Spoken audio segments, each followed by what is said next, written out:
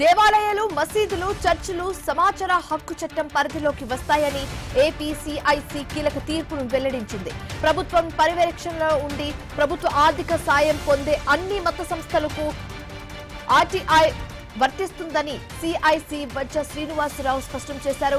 విశాఖపట్నం శ్రీ కనక మహాలక్ష్మి అమ్మవారి దేవస్థానం కేసులో ఏపీ సమాచార కమిషన్ సంచలన ఆదేశాలు జారీ చేశారు. అడిగిన సమాచారాన్ని 15 రోజుల్లోగా దరఖాస్తుదారుకి ఇవ్వాలని ఆలయ ఉప కమిషనర్ కు సిఐసి ఆదేశాలు జారీ చేసింది. హిందూ మత సంస్థలు, దేవాలయాలు, వక్ఫ్ సంస్థలు, మసీదులు, చర్చిల ఆర్థిక నిర్వహణ నియంత్రణ ప్రభుత్వ ఆధీనంలో ఉంటే అవి ఆర్టీఐ పరిధిలోకి కూడా వస్తాయని అభిప్రాయపడ్డారు.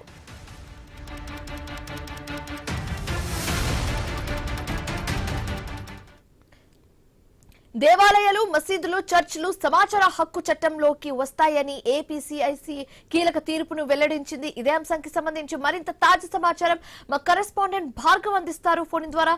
భార్గవ్, అటు రాష్ట్ర ప్రధాన సమాచార కమిషనర్ సిఐసి వజ్జా శ్రీనివాసరావు వెల్లడించినటువంటి ఈ సంచలన పూర్తిగా కూడా ఈ రోజు ప్రభుత్వ ఆర్థిక సహకారంతో నిర్వహిస్తున్న ఆలయాలు, మసీదులు, చర్చిలకు సంబంధించి ఒక కీలకమైనటువంటి తీర్పు అని కూడా చెప్పుకోవచ్చు. వాటి సమాచార హక్కు చట్టం పరిధిలోకే ఇవన్నీ కూడా వస్తాయంటూ కూడా ఒక ఫిర్యాదు నేపథ్యంలో వెల్లడించినటువంటి తీర్పు ఈ రోజు అనేక మందికి కూడా ఈ రోజు ఏదైతే అవినీతి గాని అక్రమాలకు సంబంధించి కూడా బయటకు వచ్చేటువంటి అవకాశం ఖచ్చితంగా కనిపిస్తుంది. ఎందుకంటే సుదీర్ఘ కాలంగా కూడా మతపరమైనటువంటి సంస్థల్లో అనేక లావాదేవీలు జరుగుతున్నప్పటికీ ప్రభుత్వ ఆధీనంలోనే అక్కడ అధికారులు, ఉద్యోగాలు, జీతాలు తీసుకుంటూ నడుస్తున్నప్పటికీ అలాగే దాతల సహకారంతో అవన్నీ నడుస్తున్నప్పటికీ కూడా ఏ ఒక్కరూ కూడా సమాచార హక్కు చట్టం కింద భక్తులు గాని ప్రజలు గాని అడిగిన వాటికి సమాధానం ఇచ్చినటువంటి పరిస్థితి లేదు, లెక్కలు అప్పచెప్పినటువంటి పరిస్థితి ఎక్కడా కూడా లేదు. అటువంటి వాటి విషయంలోనే విశాఖపట్నంలోని శ్రీ కనక మహాలక్ష్మి అమ్మవారి దేవస్థానానికి సంబంధించి కూడా ఒక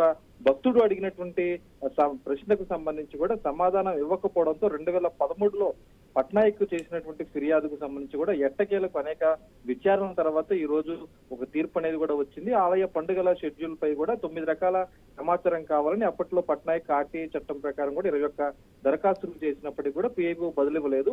దాదాపు ఇన్నిసార్లు బదులు ఇవ్వలేకపోవడంతో ఆయన ఫిర్యాదు చేయడంతో కూడా అటు హైకోర్టు తీర్పు మేరకే మేము ఇవ్వడం లేదంటూ దేవాదాయ శాఖ సమాధానాలు చెబుతూ వచ్చింది. ఎట్టకేలకైతే ఈ రోజు ఆ సమాచార హక్కు చట్టం పరిధిలోకి సంబంధించి సిఐసి ఇచ్చినటువంటి కీలక తీర్పు ఆధారంగా ఇకపై ఏ ఆలయమైనా, ఏ చర్చ్ అయినా, ఏ మసీద్ అయినా సరే ఆర్టీఐ పరిధిలో సమాధానం ఇవ్వాల్సిందే, అక్కడ ఉన్నటువంటి లెక్కలన్నీ కూడా చెప్పాల్సిందే అంటూ రావడంతో అటు భక్తులందరూ కూడా హర్షం వ్యక్తం చేస్తున్నటువంటి పరిస్థితి అయితే ఉంది. Shivani, right, thank you Bhargav.